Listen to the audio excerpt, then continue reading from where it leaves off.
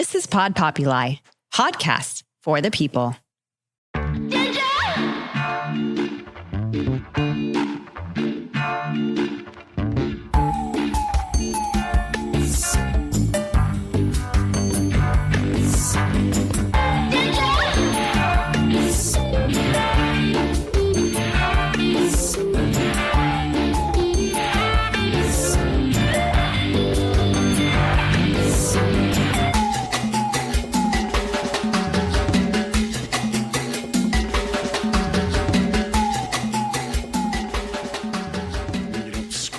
Bad things at the beginning of an episode or something stupid, ask a question that puts you in trouble. Oh, wait a minute. Welcome to the Tragedy Academy, a show created for societal divides in a judgment-free zone using candor and humor. My name is Jay. We are joined today by Dani Meza of the Crushed Velvets. How you doing today, Dani? I'm doing well, Jay. Thanks for having me. As you can tell, I was brushing up on my dad jokes because I have a son that's 4 months old. So, you know, I got to work on that. I got some New Balance the other day and a fanny pack. It's on, man. I'm some cargo shorts now. Oh, hell. Dude, I was so mad when cargo shorts went out.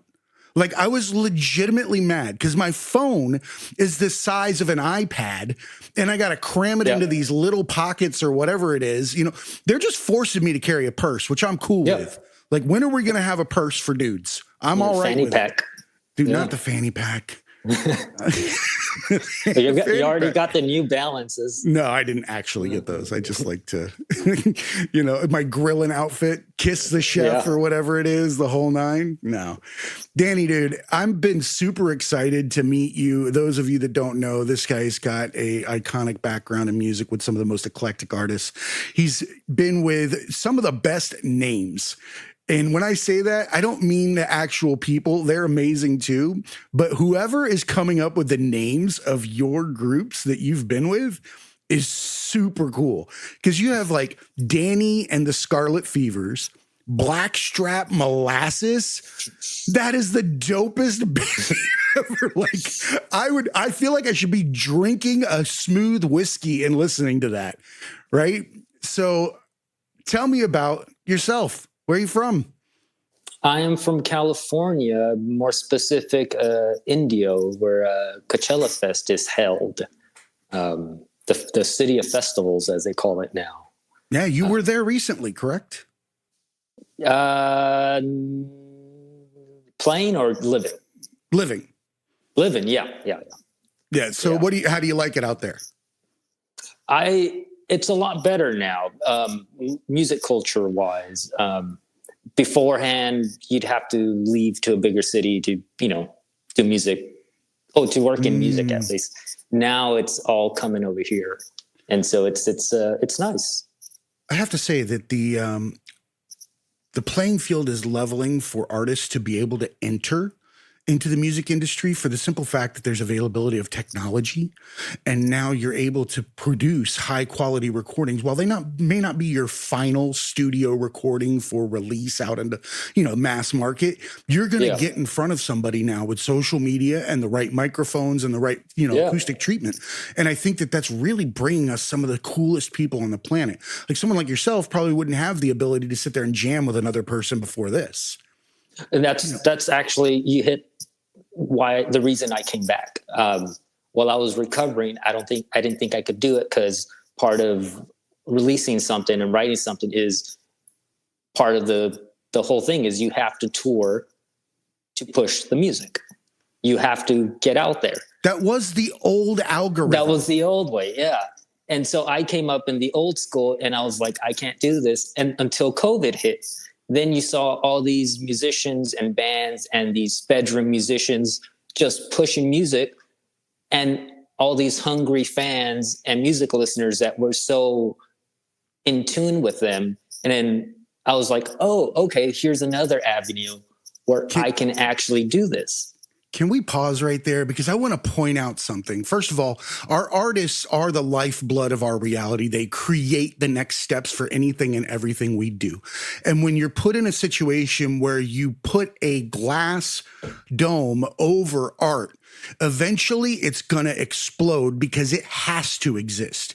It needs its fruition. Otherwise, the people that are holding it will lose their GD mind if they're truly artists. Right? And it'll always adapt and overcome and come out in different ways.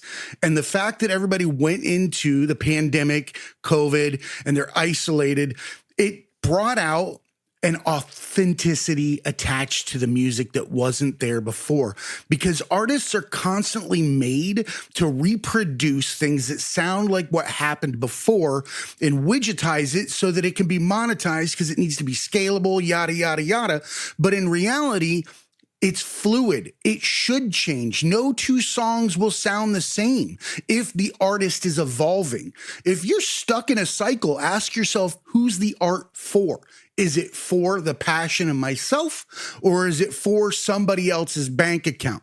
Can't paint a picture looking over your shoulder for the judgment, because it'll always come out wrong, right? So I love the fact that you pointed that out, because it brought some really dope artists to a different level, right? And I say that because it weeded out what do they say? The men from the boys. That's the term. But it literally weeded out the artists that were just widgetized crap and the ones that could pick up a pencil, a spoon, and a book and start smacking on it and singing a cappella, something that you really would be just stuck watching, right? Those are the artists that stand the test of time, right? And I think that you're one of those people, because you always evolve. When I was looking through your music, like, this dude gets it. He's not hanging up on a genre, right? That's the worst thing you can do. That's like picking one outfit for the rest of your life. Unless you're Steve Jobs, cut it out. It's imprisonment for artistic endeavors of any sort. I always like to point out the example of painters, artists. It's that painter, whoever it be, Dali, Matisse, doesn't paint the same picture over and over and over and over. They paint one and they move on. Bro, it's a beautiful mind. It should look like a window of just shit. Algorithms and numbers and different patterns and this, that, and the other. Because in my mind, and I consider myself somewhat of an artist, not like you, right? But in my mind, it's always evolving. And it's not going away. It's like adding additional seasonings to my artistic soup. When it comes with the experience, and things change from minute to minute.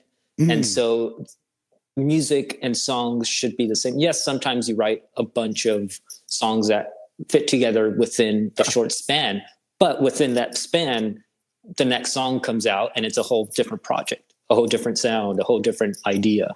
It's one symbol in the background of the last song that reminded you of something, that hit a note that you put to the side and said, that one's going to be what I do next. And it's got this whole new shell. Like, I get that. And that's how I bounce around like a freaking pinball, right? So tell me about going into the pandemic, being isolated, finding your art, and then finding your community and getting to escalate to the next level through that. So before the pandemic, I had some medical issues. I had an aneurysm and 2 strokes and some other stuff behind that, which kind of made me live like I was in the pandemic already. I was isolated. I was alone. You hit your knees long before the pandemic. Oh, yeah. So when the pandemic hit, I was like, oh, you guys are on my level now. You guys already are going to feel how it feels to be left behind for 6 years now. So at that point, I caught up to everybody else, if that makes sense. Yes. And so I had all these music ideas happening, and I was living alone. I was recording these demos, and a friend reached out to see how I was doing. And I go, I've just been busy writing again now that I have quote unquote time to do it. So I sent him stuff, and he goes, you need to record this stuff. This is like new and different, and I can't put my finger on it. So I was like, oh, I'll see if I decide to, because it was just a hobby at that. I mean, I didn't think I was coming back. That was my mindset. Fair enough. And so these songs, the ones on the EPs, were written while I was recovering. So my brain was fuzzy. I was having fever dreams.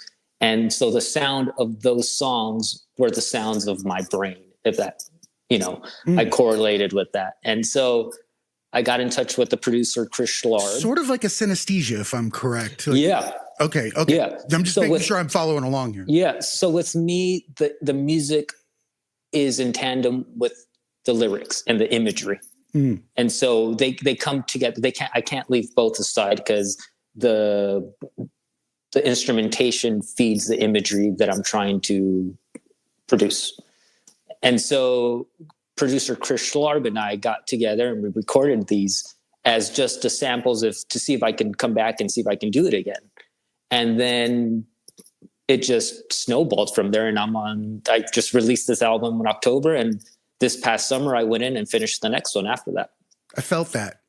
I felt the happiness and the pride in that next step, and that you're here, right? You're here. And I would argue that I'm not the person that says, oh, things happen for a reason, right? That's the worst thing you can say to somebody that's gone through a traumatic event.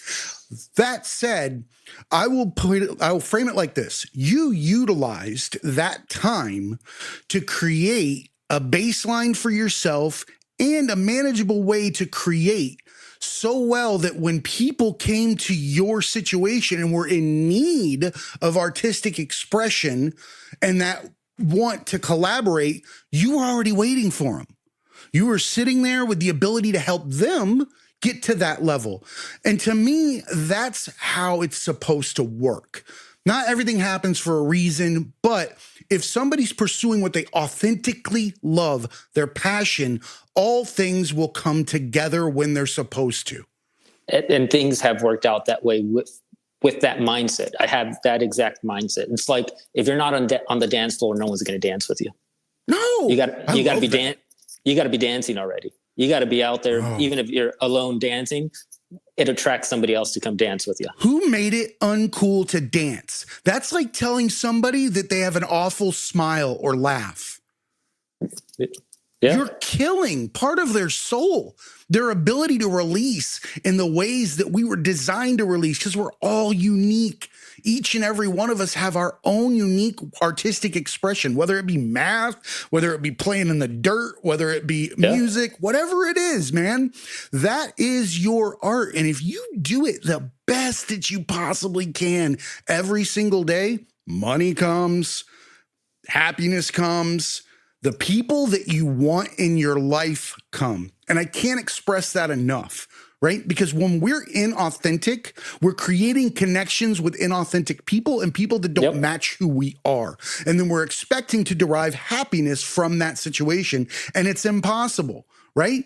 We've already proved this. Burger King couldn't make salad taste like meat, right? It doesn't work. The Impossible Whopper, screw you, right? But that's the same thing as trying to get the feeling of that satisfaction from the people around you when you're giving them someone other than they know, right? Yeah. You're giving them a different face. Of course, you're attracting them. But once you're yourself, your guard is down. You don't have to pick it back up. You don't have to remember who you were in situations. And then the people that land in front of you, you have a filter. If they dislike the authentic you, then they're likely a piece of crap or not ready to have a relationship with someone. Because if you saw them do that to somebody else in your situation, you'd be like, asshole, and walk off, right? So I like to think of it like that. I met a kid that got a diamond tattoo under his eye. He was upset. He said, Jay, he's like, I made a big mistake. I said, I don't see a mistake. I see a filter for fucked up people. For the rest of your life, anybody that doesn't like that thing under your eye is a worthless person and is not capable of being on the level of you, not vice versa, right?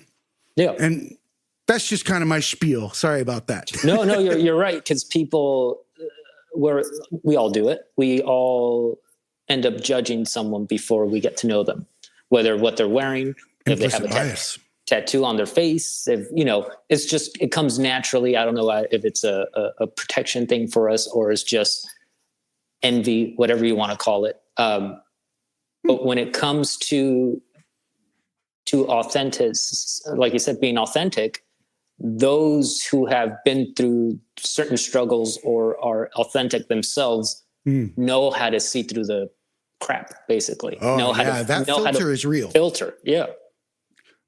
I believe that people like yourself, or maybe myself, that have that filter, right? And you can see through the BS.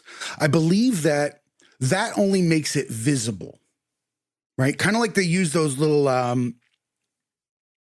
like a map with a red cover that you can put over it and see things. Yeah. Then you remove it and you put a green. Yeah. Just like that, you and I, or somebody in that situation, might be able to recognize that, but it's not gone.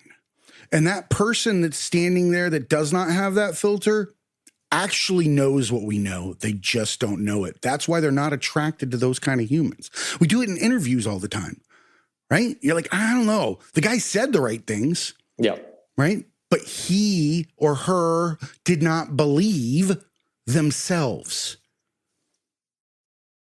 Yeah. When you believe in yourself, you become an artist at a different level, like yourself, right? You get renewed vigor. Yeah, it's like anyone that asks, how are you doing? You can tell if it's genuine or if it's just a passing by thing.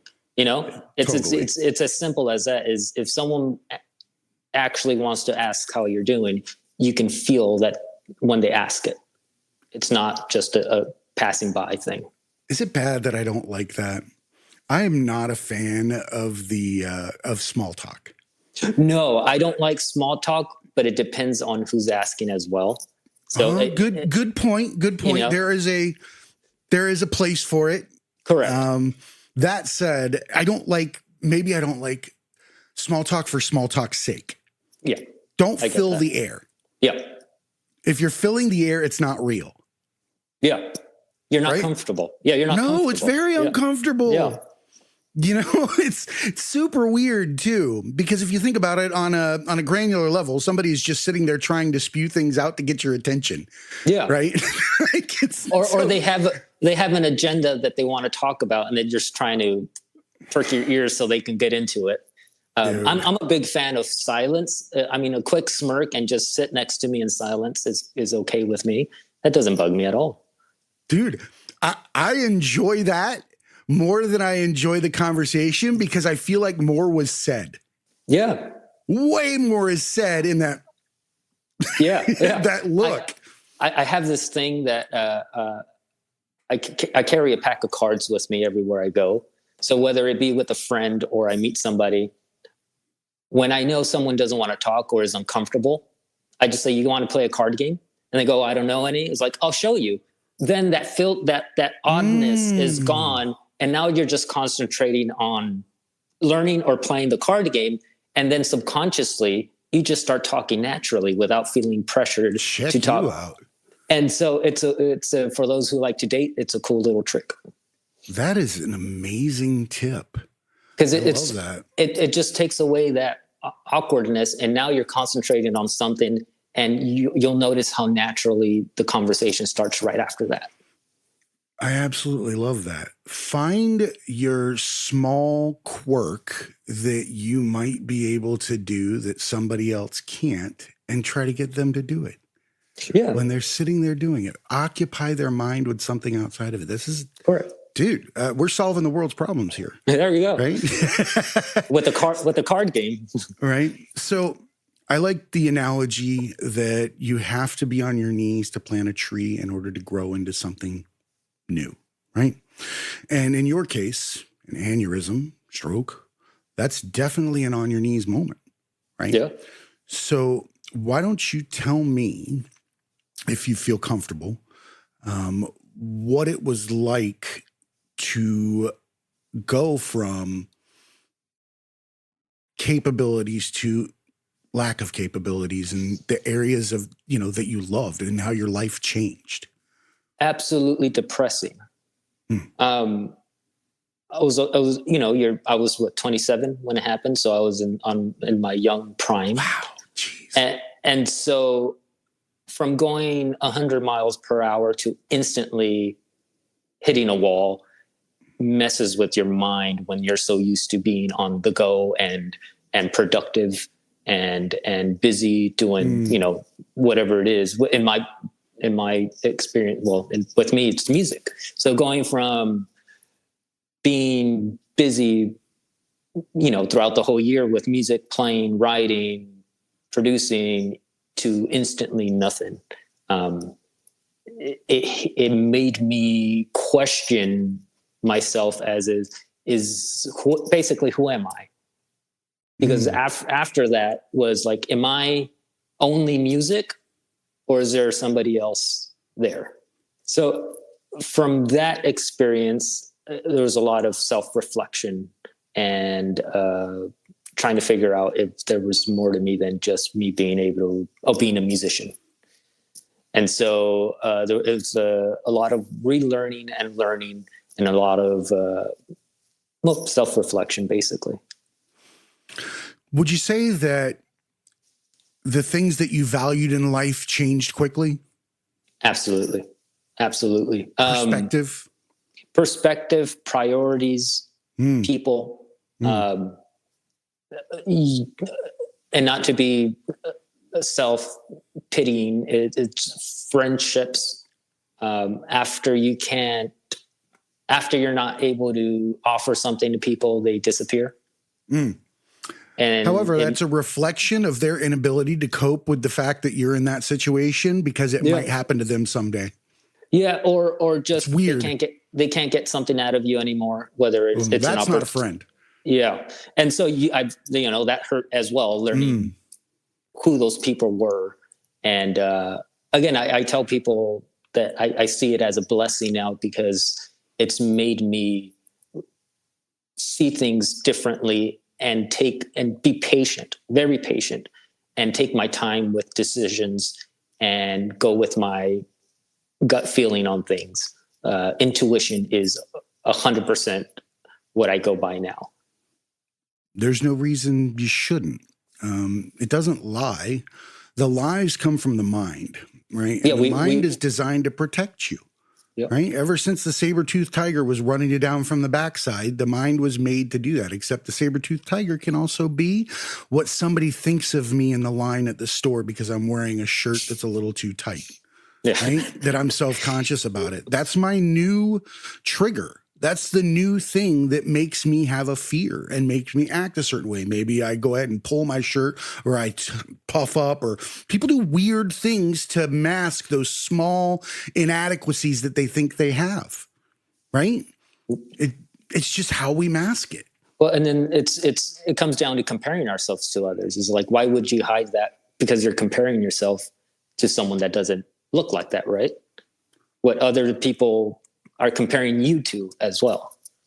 I think there's a disconnect in letting us know how unique we actually are from day one. The culture around here does that. It wants you to fit into a box when, because that can be monetized. You can give widgets their correct items. They can monitor it with numbers. Ooh. It's something on a spreadsheet, the pie, if you will. And if you're not in that box, they can't monitor that. And if you're in a small slice of the pie, you're screwed. Yep. Man, it's amazing that you had the intestinal fortitude to recognize that your art and your passion were what was going to bring you back to center. Tell me what it felt like when you realized that you could still make music. The little cartoons where the heavens open up and the light comes down, and it's like, it was the opposite. The light came out of me and shot up, because it was always there. Bro. It was always there, and it was me putting up that wall.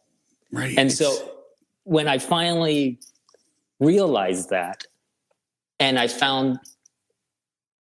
convinced myself of what my new parameters are, or aren't, if you want to put it that way, Your new normal. My new normal, my new me, my new attitude, my new thoughts on things. It just everything opened. It opened up the floodgates, and it's just even now I can't stop writing. I absolutely love that. And the light coming from within is something very important. I like to point out often that we start as a flame when we're born. And we have these societal layers, implicit biases, and internal, devaluation of who we are, where we start to place a glass over that flame with just a small amount of air. And we never let it come to its full potential. And here's what I believe. Someone like yourself, when you become a light from within, you're actually becoming a lighthouse, because you're showing people that you are allowed to be yourself. Being yourself is the true honor that you can provide to life, right? And it allows other people to be comfortable in their skin, allows them the license to be as weird as they are, unconditionally, because that's the best version of the people, right? And those of you out there that have discovered what we're discussing about yourself, the onus is on you at that point to continue to be yourself and set that example. That doesn't mean you can't go through trials and tribulations, but know that you have set a new example for everybody around you as how acceptable they are the way they are. So I appreciate you taking that time to give yourself the love you deserved in order to bring that to fruition. A lot of times it's easier to sit in the victim chair than it is to do things about what has happened to you. The victim chair comes with cup holders. It reclines. It's got an iPad attached to it. Looks like that thing in fucking Brookstone that like massages your feet. It's all the reasons to not get up and go face it yourself, to the point that you will start hating other people for doing well. And you will say all the things that you think they're doing wrong only because you're not good enough with yourself to recognize that you're worth doing that and you have the same capability. So the only thing you can do in those positions as the person like yourself is just to continue to just be Dani as hard as you can be. Like just, I don't know if you can double down on being yourself, but that's what I think we should do. No, and you're right, because people, like you said, they get comfortable in that mess, and it's much easier than trying. And the point is, some might try, but they don't realize that it takes time, and people want to get somewhere instantly. But it's the patience that you learn getting there that makes it worth it. And some people just can't get past that. It takes time. It took me 6-7 years to recover. I could have given up within the first year. You have to explore your authenticity with childlike feeling, right? That childlike exploration of who you are. It's got to be something that you love and you want to experience. You can't come out of the victim chair and want to create yourself in the image of someone else or what you were told is happiness. If you were told what is happiness, it's wrong, because your happiness is unique to you. It's a key. It is only yours. Nobody else has the same key as you. It is your happiness alone, right? And once we recognize that, then again, we give people license to just be themselves at just a whole different level. Back to the not sticking to genre, there's no formula to happiness. There is no set formula to anything. It's your formula, what you figure out. No. Everybody's got an uncle that loves the shit out of trains and nobody wants to go look at them, right? You're right. No, you're right. He's not unhappy. In fact, I would argue he's a little happier than us because he's not hung up on what you think about his trains. Right.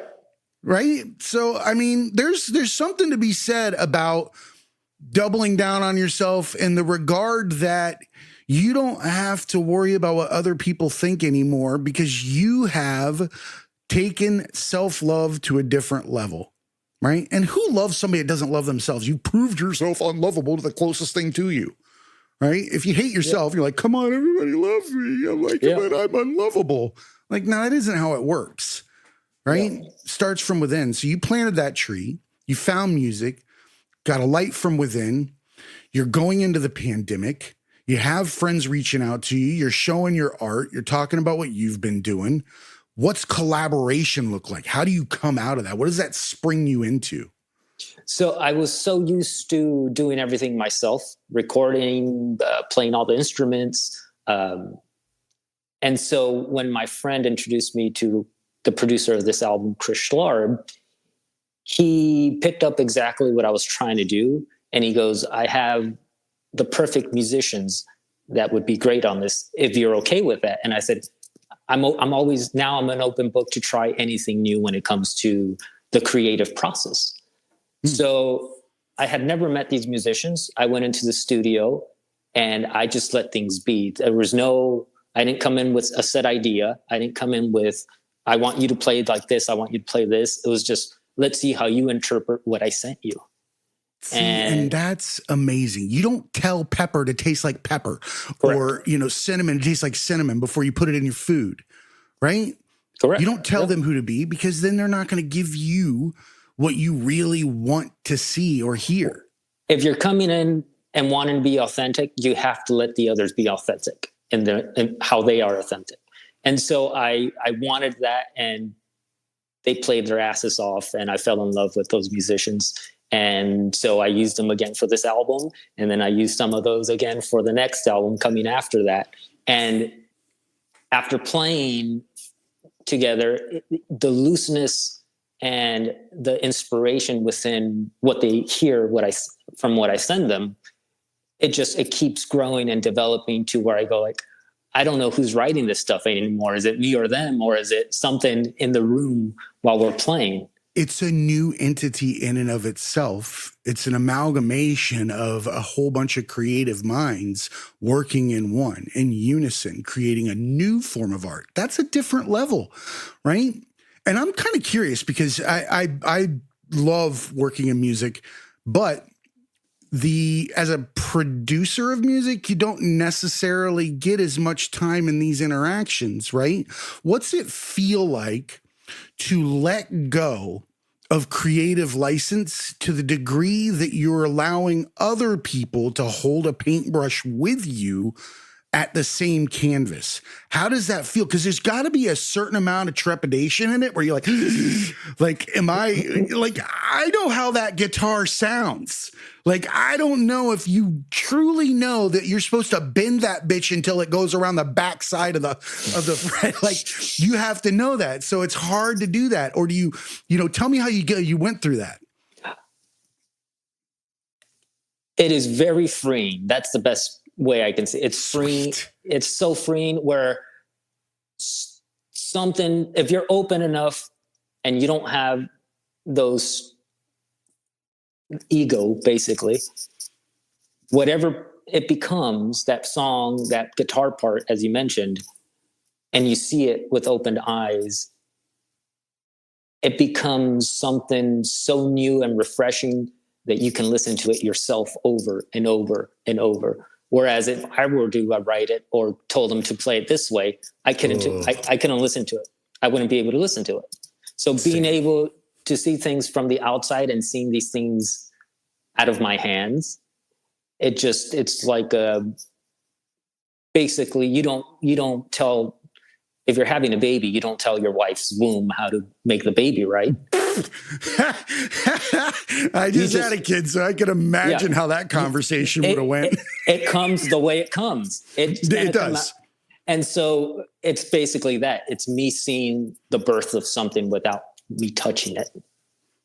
That's super cool because you have to trust. Trust is something that we don't get to truly experience often, right? There's always a certain level of skepticism in relationships. And if you're like healthily, mentally challenged like me. my mental health issues tell me that you don't like me until I know you long enough, even though you've said you like me, right? Yeah. So that's how that works for me. So I want to kind of shift gears though, right? Sure. I want to talk about what working as a group again and releasing an album is like, right? Putting that on wax. I'm a Beastie Boys fan. I'll always say that. Right? License to Ill, best album that ever came out. I wore it all to hell and back. It's great. Yeah. It's junk. It's sounds upon sounds upon sounds that aren't traditional sounds. That's why it's good. I love them. It's why I love them. So you have your box of sounds now. You have everybody there. What's it look like? Putting it on wax. It's refreshing. It's the best way I could do. It's these things live, and you'll probably understand when I say this. These things live in my head until they're out. So all these songs, all the things I write are completed from start to finish in my head. And until I record them, can I just put them in the, I wouldn't say trash can. They just escape my body. So you can imagine if I have right now 2-3 extra albums ready to record, they're nagging in my head. So when I get to put it on wax, it's like the sealed stamp of it's gone. And it's so relieving and refreshing, and knowing that it's not just on my shoulders, it's on the shoulders of the bands, of the musicians that were included, and the producer and whoever else was included in making this product. That's a memorial. That's something that is never going to change. It's etched in time, and that encapsulates the relationship of that art into one moment that now gets to be consumed by so many people. I say we a lot, and it's not true. I'll say me. I used to. I wasn't grateful for the art and the creations of the people around me on a granular level, right? I was looking only to the things that were hanging on the wall, the big items, a particular piece of art. I think that it truly should be at a granular level when it comes to gratitude and appreciating creativity like yourself, right? And for me, it was like looking at like one of those little stone shells that you see in your bathroom in the tile, right?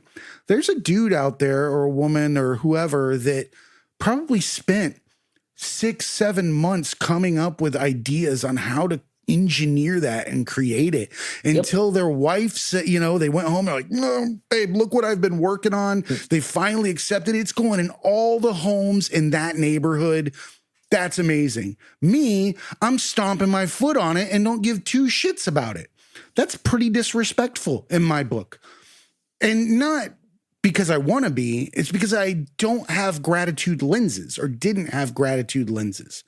And full disclosure, until I became a true artist on my own, making my own types of creativity, I didn't have the ability to be grateful or respect things at that level because I had never known what it was like to tap into that light you found, right? You can't respect something you don't understand. Correct. Right? Yep. So for you, I'd like to hear what it was like the first time sitting with everybody and watching their face and consuming the final stretch or the final product there. What did that feel like? It all fell together naturally. When the final product was done, we went to mix it, and it was basically mixed already, if that makes sense. Dude, it makes perfect sense. When you go in to capture what you want to capture, you capture it. You don't go, well, fix it post. We captured, and you said it earlier, the moment. And that's the whole idea, is to capture the emotion and the moment at that time in that studio for that song. And when you do that correctly, there's not much more work you have to do afterwards. It's there. And so, yeah.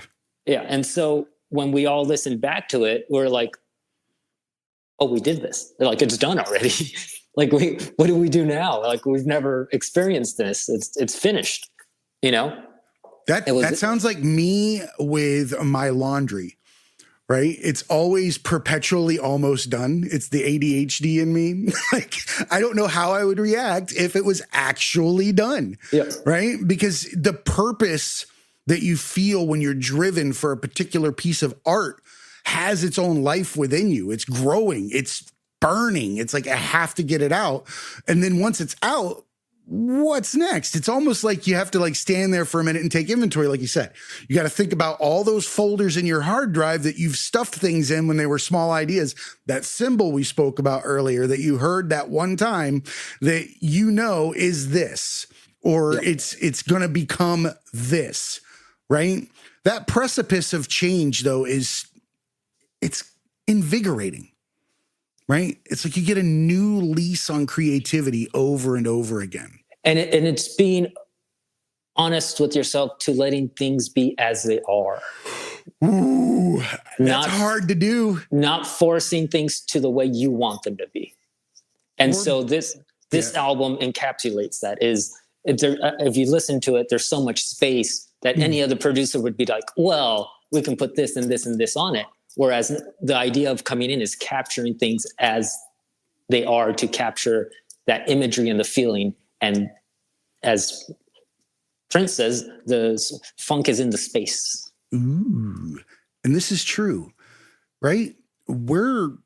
God, dude, this is such a fun conversation. I'm trying to just think about how it is to look at that wax, know that I'm moving on to my next creative art, and then having new seasonings, right? That's the part we're not talking about. Because when you're pursuing that art, what looks like failures or moments that we don't reach our full potential, or what we believe is our full potential in a moment, become tools. They become so many different tools in your toolbox. That's why very rarely you have to, in order to be young and be an artist, like really young, you have to hear the words old soul, right? Because again, you can't make, gumbo if you've only got salt and pepper issued to you in the beginning. Right? You got to have all those other seasonings before it becomes what you're looking for. Right? And that comes with experience, not age. Right? We say old soul about children, but experience is a teacher. While time is as well, experience is a laser pointer in time. Right? You may not understand everything around it, but you understand what you went through. Right? And I like to believe that those experiences are layered over time and they create prescription lenses, right? No two people can see the same, right? So you have the prescription lens of an artist that has it taken away, that has to relearn, and that has to overcome those things, right? So when you come across somebody that is wearing the face of those hidden messages, you have the green lenses. You have the ability to show them what they can do. So I would argue that wax might be a completed project to you, but to those out there that are listening to it, it's a beacon of authenticity and hope for their own capabilities through your image and your tenacity, right? We love to think that, it just sounds great. And I'm not discounting what it is that you feel for it. I want you to know more, right? That for people like myself to sit back and hear you said the funk is in the space. And I agree with that. I mean, not just because it's Prince, but less is more. Or those small little imperfections are what make music great. We don't go hankering for the studio produced album. We go looking for the live. And in the live, somebody dropped a guitar and we're like, do you remember when he dropped the guitar? That was so wild, right? because that's what we want. The best advice I've been given in my career is people remember how you make them. And this is concert-wise. People remember how you make them feel. They don't remember what you say or what note you play. They leave the concert remembering how you made them feel. And the other one is most of the time they forget the whole set except the last song. So true. It's the same thing with interviews. And but they're like, oh, what did they ask you? And you leave the room and you're like, fuck if I know that. That last question was about, when I wanted to start. So yeah, if you want to say something profound and it's long, make sure the profound thing is at the end. But no pressure. It comes with, with not just recording, but performing. But in recording, I see it as a conversation like me and you. There's no set script. There's mumbling. There's me just, hiccup, and I want to record that. I want to capture that. It's normal. It's a conversation. And then when you come see it performed, it's a whole different thing because I'm not mimicking what we recorded. I can't capture that again. No. And people expect that, which is kind of rude. Yeah. Like chill the F out if I drop my pick or I hit, something wrong. You should be like, dude, he's really doing it. Yeah. It's not a lip sync. Do something, but don't be a jerk about it. There's life in every aspect of it. And so you got to see the recording aspect as one life and the performance aspect as another. Like even me, I don't want to go to a show and listen to a band play when I can hear what they're going to do in my car. I might as well, I want to go be entertained. That's the whole point. We're entertainers. People forget that. Put on a show for me. That expression is real. That ability to step outside of yourself and just be out there acting the fool. Right? Yeah. Whether it's your art, if you're a musician or an Olympic diver, that's my definition of acting the fool. Rock and roll people, musicians, are the only ones that can dress like dumbasses and be on stage and be accepted. How did the WWF and rock and roll lock down the same fucking clothing items for 2 decades? Put on a cape and dance for me. That's my next book. Also, I forgot to land on my unused favorite band name, and that is Hot Lettuce. I need a band out there. If you're Hot Lettuce, send us a message because I need to know what you're making. It just has to be a band name because I hate Hot Lettuce. Right. And the first time it was said, I was like, that's so fucking dope.